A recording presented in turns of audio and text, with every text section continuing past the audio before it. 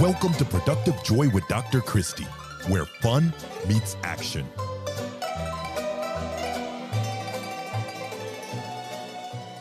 Hi friends, welcome to Productive Joy. Today is a bonus day because you get not one, but two bald bearded men who happen to be buddies and co-authors. So it's going to be a pretty fantastic day. Between the two of them, we have an assistant superintendent, we have an executive coach, we have authors, we have educational leaders, we have speakers, we have servant leaders, we have a lawyer, we have an assistant principal. We also have dog dads, one of which can get his dogs to hunt, the other not so much. We have girl dads, soccer dads. They married up, which is pretty fantastic. And we have one golf enthusiast. I'll let you figure out which one that is. And today, you guys are guests on Productive Joy. Welcome, Bobby and Ben. Thanks for having us. Yeah. Thank you for having us. This is going to be fun, most definitely. But the reality is that somehow you guys have to hook this audience to want to listen to Bobby Dodd and Dr. Ben Johnson. So what would you say in like 30 seconds or less that would make people go, I can't wait to listen to this episode? I think, Bobby and I talk about is that at some point you wake up and you have the ability to affect change. And sometimes you feel like you're dealt a deck and you don't know how you're going to move forward. But we hope that we can share with you a process and a framework to think about how you can intentionally influence others and use a process called cultural mapping to really have a deliberate way. I can see light at the end of the tunnel. I can see my next steps and get back to that joy of working on people and building capacity in those you serve. Love it. Would you add anything to his hook there, Bobby? Yeah, I mean, relationships and networking, we all do it. Doesn't matter what profession we're in, what walk of life. And so we believe that we have a system that even if you're struggling with seeing the relationships and the intentional influence within your organization, the system can guide you and help you and eventually just create a great culture in your organization. We write about it, but we've also seen it happen. We've experienced it, and it's a pretty neat thing. So people can stick along with us. They'll learn the process about it. Oh, they're going to stick around. No doubt. And what I loved is both of you name dropped your book in your introduction, whether you meant to or not. You both said intentional influence. Why don't you start with the fact that you have a book? Tell us the name, and then let's back up and talk about the impetus for writing this bad boy. So if one of you wants to give us the entire title and then tell us how it came to be. Got a copy here, available on Connected Ed Publishers or Amazon. Be able to find intentional influence, harnessing cultural mapping to build commitment. Really, he carries that around from everywhere he goes. I know, right? Like he just got it nice in case. I think the reality is that we both naturally did work that emerged in parallel paths and intersected, but dialoguing with Bobby, we were working together with some executive coaching and consulting through Demicasas and Associates, and just the reality of both being leaders and sharing in the struggle and how do we move things forward. Well, here's some things that I do, here's some things I do, and they just kind of pinged off of one another, but it's merged. But having this process was really deliberate to identify who's your influencers, who's committed to the vision and direction you're headed, whether it's for the general thrust of where you want to take your culture and who you want to be as an organization, or if you're trying to scale an initiative. And then who's got those relationship ties to whom? And I think we see all these things in isolation and pockets, but cultural mapping becomes a deliberate way for you to help make that invisible cultural connections visible. And then with that in mind, you can really, harness it. You can use that strategically to figure out where can I improve and where can I build capacity and how can I use others, because you can't be present everywhere in the organization as a leader. So it's really about empowering others and creating that commitment across your organization to be able to have those spheres of influence we talk about. So you affect others affect more team members. And now all of a sudden those rings of influence are spreading throughout your organization. I would say you just gave us like 17 different buzzwords that might make people excited to keep listening. And okay, so fun fact, I happen to know that one of you lives in North Dakota, the other lives in South Carolina. Those are not close to one another, so there's some distance involved. And you're both in education, but in different sectors, yet you haven't even breathed the word education. You're talking about organizations, which I know as an educator is 100% true. Like everything that we're doing in education transfers and vice versa. But how did you two cross paths? Like you said, it through executive coaching. Yes, you were both being coached, and that's how you got together. Because it just seems like it's not as cut and dry as some relationships. No, so we both worked for Jimmy Casas, and then so we were able to meet at one of the conferences that he has. Gotcha. So you guys all come were together. coaches Yeah. for him. Mhm. Gotcha. Yeah. Okay. So we were able to meet, and then that's how we built our relationship. But you are both from an education background too. Yep. Very interesting. Okay. And so you met. Was it the bald beardedness that attracted you to one another, or was there something else that magnetized you? I mean, you certainly got that, but I think, Bobby and I, in some ways, I think, cut from the same cloth and also have some complementary skills. Bobby has kind of his law background, that logical, insightful, and the way that he kind of pressed and was like wrestling with the concepts and ideas that I was kind of sharing as we were kind of sharing back and forth. That really helps sometimes. You're always looking for a thought partner. You're always looking for someone. And African proverb, if you want to go fast, go alone. If you want to go far, go together. And I think we've been able to have some of that symbiotic relationship of benefiting from the learning, as well as just kind of different insights and how we approach things. So I think that's what helped us click. And from there, we've engaged in on this journey. Yeah, I've been told I ask a lot of questions. I've been told I ask too many questions. And so when Ben and I were talking about the process and everything, I was asking questions. I think he's one of those people that's like, well, I like the questions and was able to continue the dialogue. And so, that's how we kind of continue to connect with each other. And like Ben said, it's been a great partnership. And I consider him a really good friend. So we've enjoyed it. And just like times like this, we enjoy talking about the book and then different things too. Yeah. Well, I would also go ahead.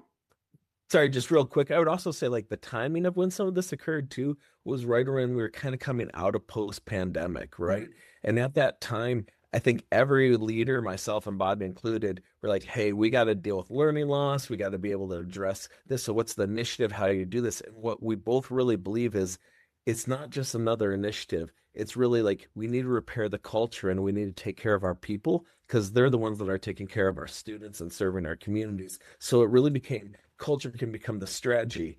And I know it sounds redundant, but it's strategic and it's intentional in our work. And so I think that really just resonated with both of us at the time. Thank you, Christie. No, yeah, that's perfect. And I want you to just keep talking. I was just going to prompt you to go in that direction. So intentional influence. So we actually, my husband and I and two friends have a company called Intentionality Group. And we believe in intentionality, right? You can choose to do things by design or by default. And I love that you have led with the word intentional. But then that influence part and culture is really where the rubber meets the road. So if you had to give people a starting place, what's the number one first thing? I know that's a ridiculous question, but where would you encourage people to start if they're trying to build an intentional culture? Well, Ben and I talked about this a lot, and as being experienced leaders, sometimes things move really fast, right? They utilize the term a lot, drinking from a fire hose. So we always recommend that people slow down. And the first thing I know that I always did was schedule meetings with people in your organization, and maybe 15-minute meetings, I always called them. And what you try to do is try to have 3 or 4 really good questions, sit down and get to know people. And the questions don't always have to be work related, but what you're doing is you're building that foundation for the relationships. Mm-hmm. And again, like we've said, it doesn't have to be in a school setting. It could be an athletic team. It can be an organization, a business. Like Ben and I talk a lot of times about college sports right now. It's people say, oh, it's wild and it's crazy with the NIL deals and everything. But just think about if you're sitting down with players coming into your organization each year, new players, sitting down, getting to know them getting to know the people on their team as well. It's all about building relationships, whether somebody's going to be there a year or 4 years. And that's what we think you have to start with, is those small meetings, make them intentional.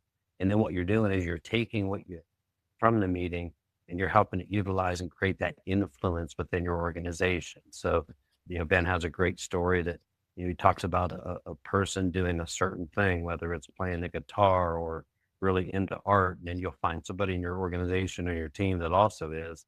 That's that natural connection. They may be on the opposite side of the organization, opposite side of the business and school, but you utilize our framework in order to make those connections. And like he said earlier, it's about whether you have initiative to get through or anything like that. That's where you start. That's that small area where you start. And then, as we'll talk later, I mean, you can utilize more of the framework to continue to build that. Well, you said in the introduction, actually, I think it was you, Ben, that said you make the invisible connections visible, right? Or something along those lines. And I'm picturing a spider web, right? A spider web is only visible if there's dew on it or if there's light shining on it. Otherwise, you don't see it, but it's always there. And when you make it visible, then people will gravitate towards it, might walk that line, might make that cross. And so that's what I'm hearing as you're saying that. Am I on the right track? And do you want to tell me a little bit more about how you make the invisible visible? Ben, we got to start using that, man. I like that. Look at that. I gave you an analogy. How exciting. Yeah. And so when you think about the rings of influence, and kind of have some different imagery in the book, but then a lot in some of the presentations when we do this actual work, trying to show people, it is really that visual, and you can start to see it. And so I do like a spider web. There's concentric circles. And a lot of this is, I have a psych background. My dad was a psychiatrist. My mom was a therapist. My wife's a school psych. So I really think so much in leadership is really about leading social systems, but also leading individuals. And so I love that interplay that occurs. And so because of that, it's these bonds with people, because we're in a human business. And I would say almost every business is truly a human business when it comes down to it, at least from the leadership lens of your organization, whether it's a for-profit or nonprofit, athletics, drama, music, education, we're obviously see through that lens. And so I really think your org charts are a lie.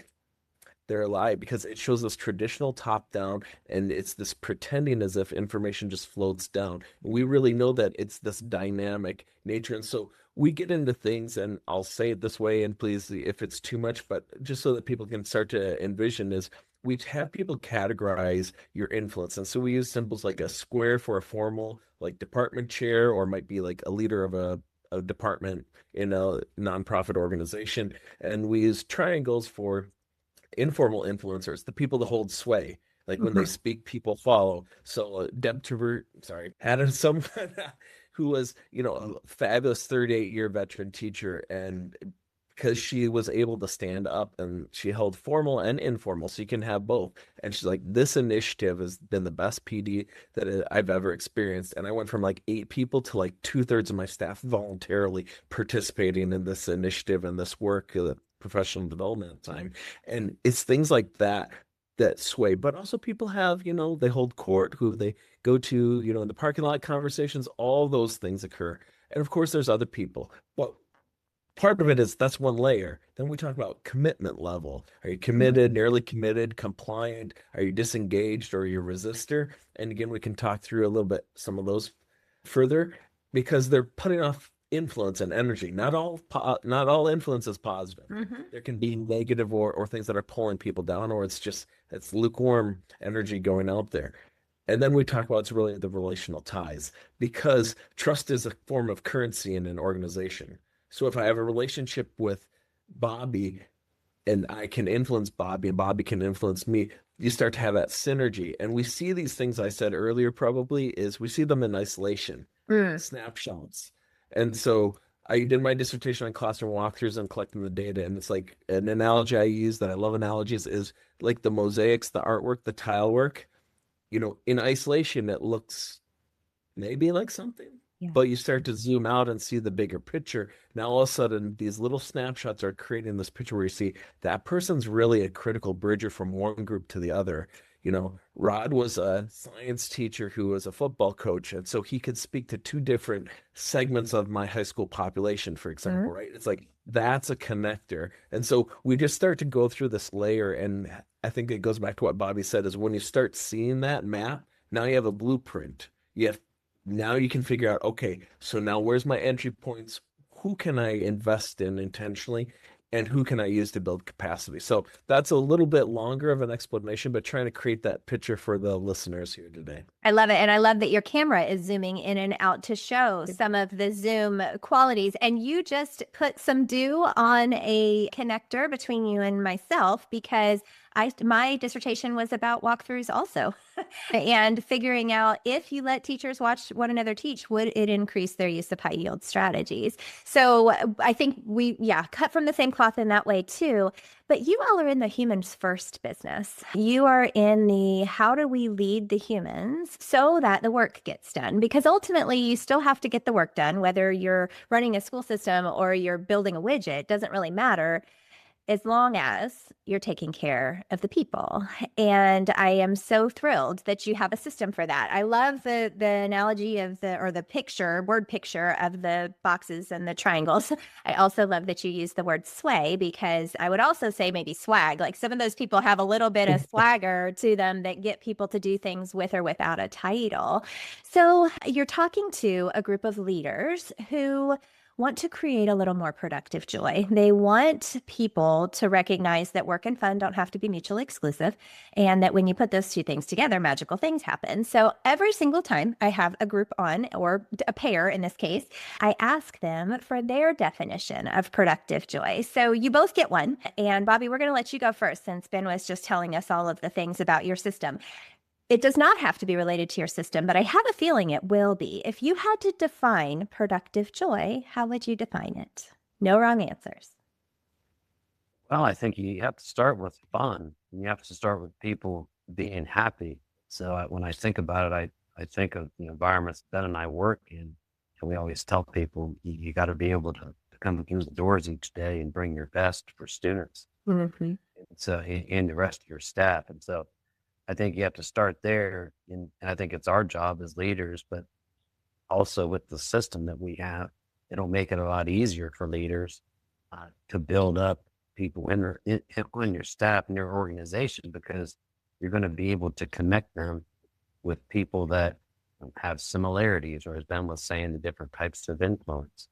So once you get people in a good place, in a good spot, I think the productivity will come along with it. And so to me, that's what the productive joy is you give people in the right mind frame and the right mindset. And then you give them that autonomy to go and do the things that they're great at, the things that they have passion. Love it. Okay. What would you say, Ben, is your definition? You get your own. I think when you live and you lead from your core purpose, and you get to reconnect with your own origin story. Why did you get into whatever industry or business, but also why did you say yes to the calling to be a leader and step into that? And so if you can live and lead from that, you get to embrace the joy. To me, it's leading and it's connecting with the people that you serve. It's an entrusted calling. I think servant leadership gets used sometimes too much, but there is elements of that are present in all relationships. And if you want to be able to truly find joy day to day, it becomes, and that's where Bobby talks about being intentional of carving out that time to talk with your people and get to know them, because ultimately you're moving a human system.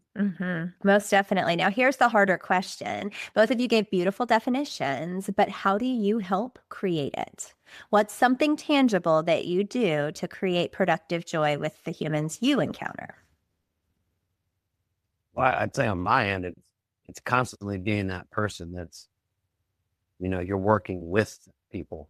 Sometimes people are like, well, I work for him. Now we work together, and you're creating that environment and that culture where you're helping people. And so I always looked at it that way as, and if you're going to get people in the right seat, in the right spot, in the right frame of mind, you got to be there and be a resource for them with any type of organization. And so I think that's the tangible things that you do. I talked earlier about the meetings, but it's actually, I'll never forget, is when I first started doing the meetings, and I would take handwritten notes, and I would be finished with the meeting, and somebody said, well, this needs fixed. If this was fixed in my classroom or in the hallway, my days would improve. Well, then I go and talk to somebody and it gets fixed. Yeah. The next day, that staff member's like, I'm having a 15-minute meeting with them, and I mentioned about this being fixed, and it's fixed. Well, then that teacher or that staff member told another staff member who told another staff member, and it builds that cascade that we like to talk about. And so to me, those are the tangible things that you do or you can do in order to build that influence. And actually, it happens very quickly. You just have to be consistent with it. Yeah. All right, Ben, what about you? I think obviously there's the day-to-day living with people, being able to, I would say I have to live vicariously through other people who get their work done through other people who actually are working with students and staff. And so I think it's reframing and realizing that there's joy in just that day-to-day work and pulling up next to people. But I also think that there's joy in creating moments, moments where people truly feel seen, because that's joy. That gives me joy when people feel that they're finding their purpose, but also that I have connection and a meaning. And I use that intentionally with connection. I want to connect with people, but I really want to create circumstances where people feel connected to others in their organization. And I believe it's Gallup poll did some research a few years ago. I apologize, I don't have the citation exactly. That's okay. We're going to forgive you. If I'm sure you can Google it or whatever, and they'll find it for you. But if you like your boss and you have one friend at work, you have like 90% retention at work. So I think sometimes when we are talking in education that like, hey, we're having this shortage, it's like it's not necessarily a recruitment, it's a retention issue. And so how do we create the circumstances where people feel connected to those that they're working with?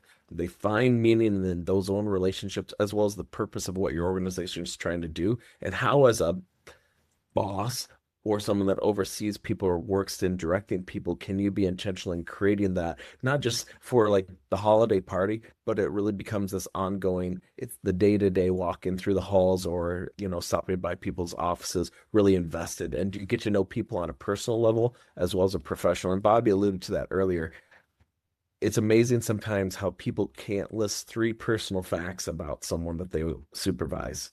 But when I start to collect these little tidbits, I start making these connections. So the example, that's a true story, was we worked with coaching with another organization, is someone knew that individual A mountain biked, and another person knew that another person mountain biked.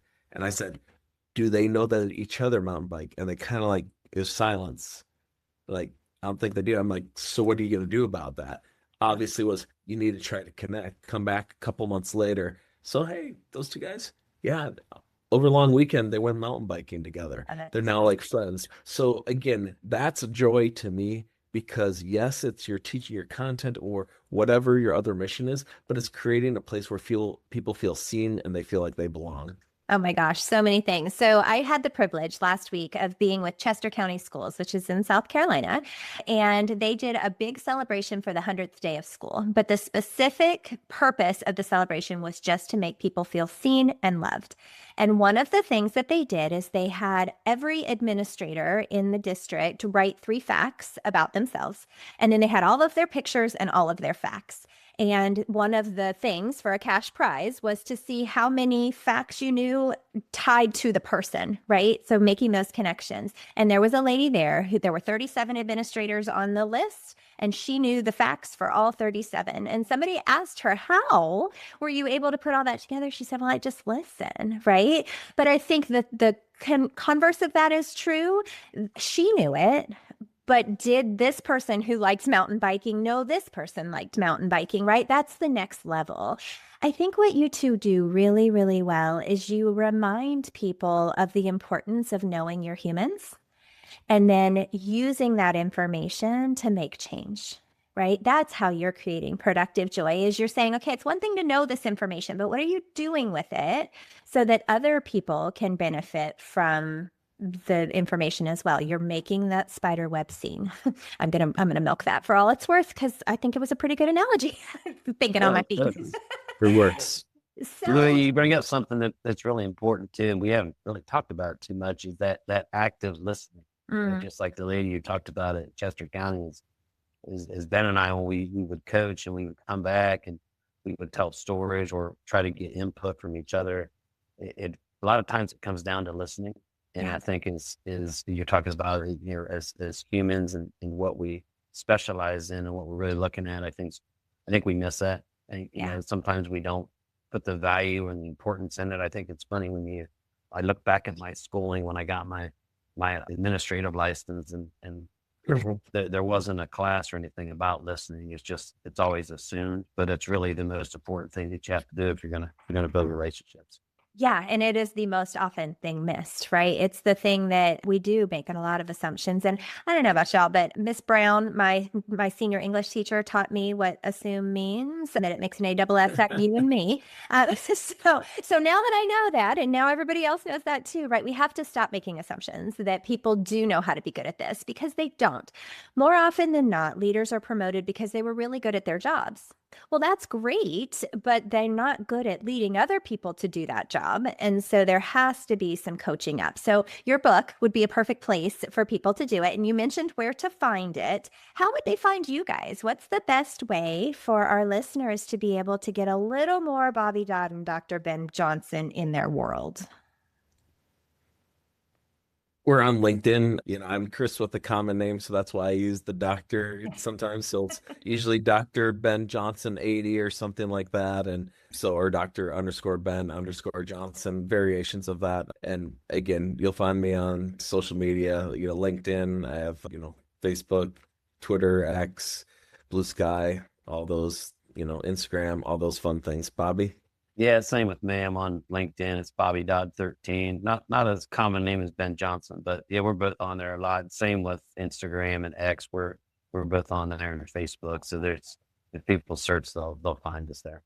Wonderful, because I think they need to, and they need to go grab your book and keep it close at hand, because ultimately we do all want to be good at our jobs, but sometimes we don't have the right tools in our tool belts to execute on that. And it sounds to me like you guys have built a framework that will help people be really excellent at what they do, because they will be humans first in what they do. So I have so enjoyed talking to you guys, and I have some rapid fire questions that I think might be very interesting between the two of you. Are you all willing to answer my questions? Yeah, sure. Let's go. Okay. That's the joy of the game, right? It is. And we're going to go back and forth. So we'll start the first time. Bobby, you'll answer the question first, and then you, Ben, and then we'll reverse it. Okay. So that there's no favoritism being shown. So Bobby, what is your definition of fun? Definition of fun. I think a lot of laughing, a lot of smiling, enjoying yourself, as in you're doing something that you're interested in, have passion about, but then also sharing it with other people. But a lot of laughing, a lot of smiling.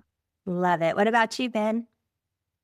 Yeah, I think sometimes people talk about engagement versus, you know, entertainment. And even in the workplace or in my classroom, I had a sticky note that I wrote probably my first or second year: engage me or enrage me. And it's like, so when people talk about fun, I'm really talking about, I want to be engaged. And yes, I do think like that fun, lighter side of that engagement is just enjoying and being present with the people in that moment. So I think that you need to be able to find those opportunities to laugh and really, you know, have that like deep laugh where your abs got to work out. And, you know, that's always great. And your fun may be something else that someone else enjoys, you know, and so you just need to learn where you can connect and find common ground.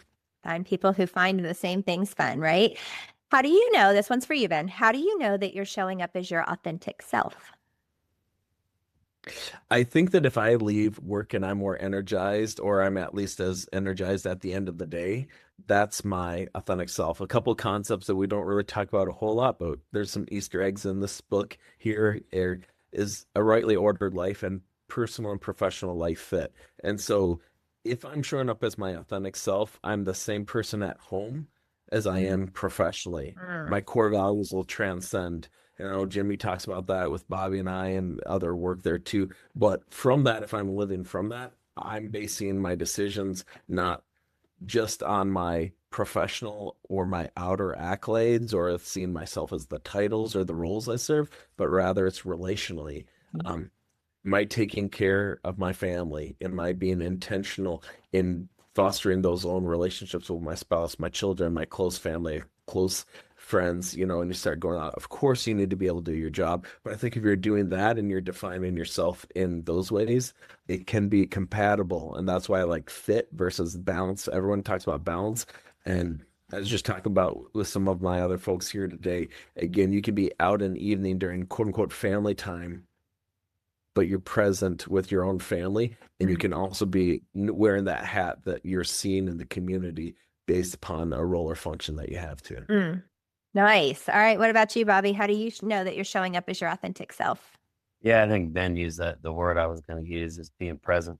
So I think it's, whether you're at work, whether you're at home, you have to be present to, and Ben talked about it. We talk about it a lot. It's about your core. How authentic are you? Are you are you being your true self? And so I think being present with me, it's at any point is, I think you can really show if that's something that means a lot to you, it means a lot to your family, and means a lot to the people you work with. And, that authenticity comes through when you're present at that moment in time. It does indeed. All right, Bobby, this one's for you. How do you channel your best self on your worst days? Ooh.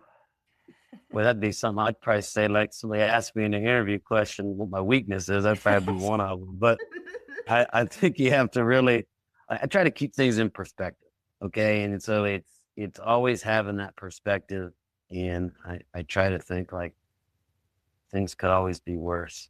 So, like even in this, my girls probably are tired of me saying it, but I used to always say the term, somebody would say something negative. I'd say, well, beach, shovel, and snow, which is pretty good point in time right now, the weather around the all shoveling some snow these days. Yeah. That's right. So I just try to keep things in perspective. That's about, I think it's the best way to go about it, at least for me. I love it. All right, Ben, what about you? How do you channel your best self on your worst days? I think that if we're being honest, this is something where we can probably be hard on ourselves, and maybe we feel that we aren't in that moment more than maybe our masks show. So got to give yourself forgiveness, and also realize that like each day, each even conversation, I'm not going to hold myself to the lesser version that I was yesterday or last meeting, whatnot. There's a reason that you're in that seat. There's a reason that you're there. And so at some point in time, other people wanted that chair too, or they wanted that position. And so you owe it to bring your best version to that conversation. So I think it's a reframing of that. And I think that just goes back to how do I want to be perceived? And sometimes the things that I fully believe there's some things that you cannot compromise, but also where am I willing to bend but not break? Because I think sometimes I get too vested in that, thinking like, hey, this needs to be done, right? And so then if I'm able to step back and realize what really matters in terms of my relationship with this colleague or with this student, parent, what have you, with my own child, with my own wife, like think like that helps you. What's going to matter 6 months from now? What's going to matter there in the classroom? We used to say 4-minute learning, 40-minute learning, or 40-day or 40 years, right? So I think saying that same thing in those conversations, of course, there's immediacy, but that's aspirational versus saying that I live that every day. I think that's being truthful. Well, and I appreciate I just call Ben when I get in those bad spots, and then he says those things. And he weaves a tapestry of words, That's and right. it makes you feel better. All right. Well, I appreciate that. Yeah. You guys have been delightful, and you have said so many fantastic things. And I know our listeners are going to grab onto a few. However, our brain research says that really you're only going to get one major idea out of 30 minutes. So if you got to pick what the number one thing that people are going to remember from this conversation would be, what would you pick? And Ben, we're going to let you go first. I really think it comes back to that idea of that intricate web of relationships, commitment, and connections. And that it's that influence that comes from that we believe we have a framework through cultural mapping that really moves people and can create alignment, that also can allow you to feel like you're joyful with doing the right work because you're aligning with where you're headed in your culture or with initiatives you're trying to scale forward. I think that over authority versus positional authority or titles, it really comes down to the influence that's derived from your relationships, your commitment levels, and the connections that you have among your people. Well said. Bobby, what would you say? Yeah, I'm gonna probably piggyback off that. And so I think it's about relationships. So if somebody's gonna walk away from this, I use that term networking a lot because it helped me so much in my career and in my life. So people think, well, networking, you mean connect with others outside my organization a little bit, but most importantly, it's networking within your organization to build those relationships to strengthen the culture. And so I think, we've said this, like Ben and I coach other leaders, we see other leaders and they come back and they don't feel like, they have a plan. They don't feel like there's anything they can do. And we always start with them. It's like, that's before we jump into the system, what type of relationships do you have? What type of network do you have built inside of your organization? Love it. Well, you guys were phenomenal. And listeners, if you didn't gain something from this, you clearly were not listening. So go back and listen again. Reach out to these guys. They both have a wealth of knowledge and they're doing amazing things. And they were kind enough to write a book so that we can learn from the things that they've learned over the years, which is really exceptional. Thank you guys for choosing to put your words onto something that others can grab onto. That's pretty awesome.